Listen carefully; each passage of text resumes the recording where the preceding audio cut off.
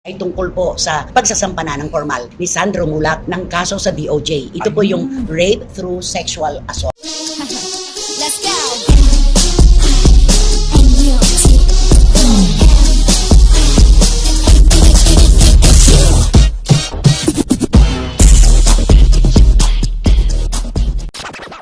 Sasampa na ng formal ni Sandro Mulak ng kaso sa DOJ. Ito po yung rape through sexual assault. Oy. Ito na yung tunay na laban. Talaga, eto na tayo. Makapakinig man tayo at mapanood natin na inaatake ng tanong, paghuhusga, kasi sila yung may At saka karapatan. magkaroon ng mga issue. Labanan na ng affidavit nila yan. correct. Kontra. Tama. Oo, di ba? May magsasabi ng ganito, kontra isa, magsasabi ng ganito.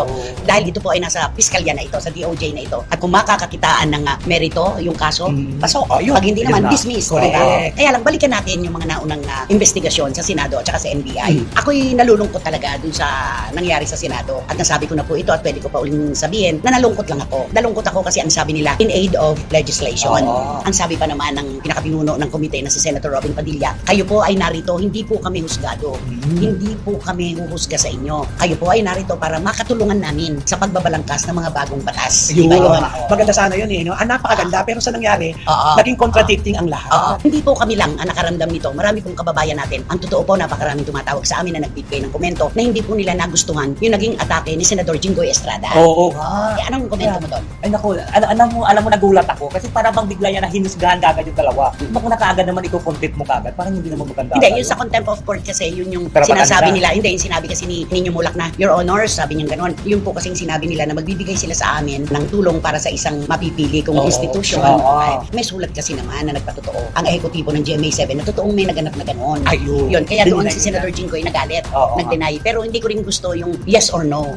Kasi alam mo, sa husgado ko lang naririnig yung yes or no. Ano bang maaasahan natin? Magsasalita ba ng yes dun sa mga ipinapataw na bintang sa kanila? Si Jojo at saka si Dode. Oo. Natural, hindi. Ano, ididiin nila yung sarili nila sa isang bagay na kinokontra nga nila at hindi nga nila sinasang-ayunan. Yun naman ang sa akin. At saka ako kasi wala akong alam talaga. Pero sa ikaw yung nanonood kasi bakit mo, bakit ka pinipilit sumagot Oo. nang hindi ka pa handa Oo. sa mga tanong? At saka hindi yung korte. Oo, di ba? At yung Oo, investigasyon nito sa Senado in Ayun. aid of legislation. Alam mo kasi nakakaloka lang kasi ang mga tanong nila is answerable only by yes or no. Kay Senator Oo. Jinggoy Oo, yun, kay siya Senator lang naman. Jinggoy, oo. Ang isa pang nakakalungkot doon nung sinabi ni Jojo Nones na, Your Honor, huwag niyo naman po sana kaming husgahan agad. We are not yet, anong sabi niya? Convicted. We're Oo, not yet convicted, sabi niya. But you are lying. Kaya siya Oo. na-contempt, di ba? Your Honor, with all due respect, please don't judge us. Hindi pa po kami convicted sa case. The No, but you're lying. Filed po. Sa ganyan kasi, meron yung sinasabi, payo ng mga abogado, huwag kang magsasalita agad-agad nang hindi mo naiisip. Tama. Huwag ka agad magbibitiw ng salita dahil maaaring magamit yon laban sa iyo. Nag-iingat lang naman si Jojo at saka itong si Dode Cruz, Oo. di ba? Na ang feeling ko lang habang ako'y nanonood, bilang manonood po ito hindi bilang kasama sa industriya ng mga nagtatalo-talo, kundi nanonood ako, napansin ko lang na hindi pa man nahusgahan na agad yung dalawa. Ay samantalang investigasyon lang Oo. yon, di Di ba ba? dapat kasi nandun sila para magtulungan sila kung ano nagagawa natin na Batas. para hindi na maulit ang mga Paulit, pangyayari oo. dito. Ako lang kasi si Sandro kahit na hindi umupo sa panel, Oo. nakikita pa rin naman siya dahil di ba? Naka-zoom siya, Oo, oo. naka-zoom siya. Yung sinabi ni Sandro na pinasinggot siya, merong 500 peso Yan, bill, may inano daw. nakabalot na parang ginawang straw, sabi pa oo. nga. Tapos pinasinggot siya ng makaitlo. What did he tell you to do? Tinuruan po niya ako paano po gamitin. Sabi po niya sa akin, ilabas ko daw po lahat ng hangin ko on the other side. Ilabas ko po lahat, tapos doon po sa substance, sisingutin po lahat gamit po yung 500 peso bill. Kasi ang alam ko, ang sa mga napapanood ko sa news, naka-foil. Oo, Nasa yung ganon, foil. yung ganon. Tapos may tutor. Yung tutor, naalala ko tuloy yung isang personality na mahilig gumawa ng tutor. Kasi may lighter, di ba? Na Oo, ginaganon. yun ang alam ko. Ako Napapanood rin. ko yan Oo, sa mga news sa Tama. komentaryo, di ba? May lighter, tapos sinusundan na ganon. Oo. Kaya nga siguro nagkakangiwi-ngiwi. Kasunod, di ba? O parang ganon. Pero yun, 500 peso bill, tapos pinasinghot, maaaring ano yun. O kasi yung di ba ginaganon sa ilong yun eh. Isinga mo sa kabila. Oo, Ayan. yung Oo, yun. ginaganon. Oo. Wala yun. Yun, hindi man nila sinabi kung ano yung hoka yun. Kasi ano, di ba nga, merong tutor, Oh, may may lighter, lighter. naka-foil, ganon. Oh, naku, para naman, para tayong adictos. Pero yung ano, yung yun ang sisig. Sinisinghot. yun. Napapanood naman natin yan di ba? Yung O sa mga pelikula. Oo. At saka mga dokumentaryo, malinaw yan nakikita. So, ibig sabihin, may droga pala. Kaya sinabi ni Senador Jinggoy na isang napaka-harsh na salita na, di na kayo naawa sa bata. Oo. Pinagdroga nyo na. Ano yung sabi? Hinalay nyo pa. Hinalay nyo pa. Hindi na kayo naawa sa bata? Tapos lahat ng kababuyan ginawa niyo sa bata? May summary na kagad. Oo, meron na kagad desisyon o parang paghusga na ginawa nga nila yun. Di ba? Pero kung naman talagang hindi mo mapapasagot ang mga tao, kasi ano yun eh, yun mismo yung iipit sa kanila. Yun ang magdidiin sa kanila. Di ba? Ano nga yung sinasabi ni Charles Bronson? Oo, di ba? Sabi sa Susan, ba yun yung Incrimination on the ground Oo. yun. You just keep quiet. Whatever you say that is That will be used against you. Yung parang Yun ganun.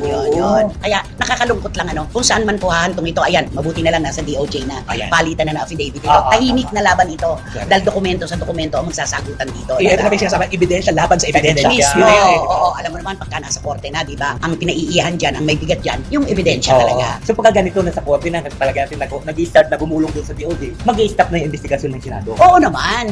Pati yung sa NBI, di ba? okay. Wala na, Isa isa na na lang lang. yun. Oo. Yun naman ay ginawa lang, nag-report lang, tapos nag-ipon lang sila ng mga ebidensya ni Sandro. Parang ganon. Na yan na nga ang nakasumite ngayon sa DOJ. Di ba? Diyan na natin malalaman kung sino talaga ang nagsasabi ng katotohanan at sino ang hindi. Diyan natin makikita yan, di ba? Ito napakahaba pa nito. Naku, napakalibat. Di ba? May mga kasong ganyan na tatagal ng isang dekada, mahigit na isang dekada. Hindi pa Kaya tapos. hindi pa natin alam kung saan mauuwi ito. O baka mamaya, eto nga ang paano kung sa kalagitnaan ng laban na ito, merong magpakumbaba Ay, oo. at magkita sila sa gitna. Di ba? Ayun. May mga pangalan ng nasira. Oo. May mga pangalan ng nalagay sa alanganin. Oo. Ay, sayang na laban. No? Oo. Ito yung tinatawag waste of time. Sabi yan ni Senator Jinggoy. Di ba? Magsasalita ba kayo? Kung di kayo magsasalita, aba, you're just wasting my time. Sabi niya, aalis na ako dito. What else did he offer you? I don't know po kung pwede ko po sabihin yung buong details kasi it's really sensitive. Eh, sige na, sabihin mo na. Ang haba ng ang haba ito. You're wasting our time here eh. Magsasalita ba kayo? Hindi.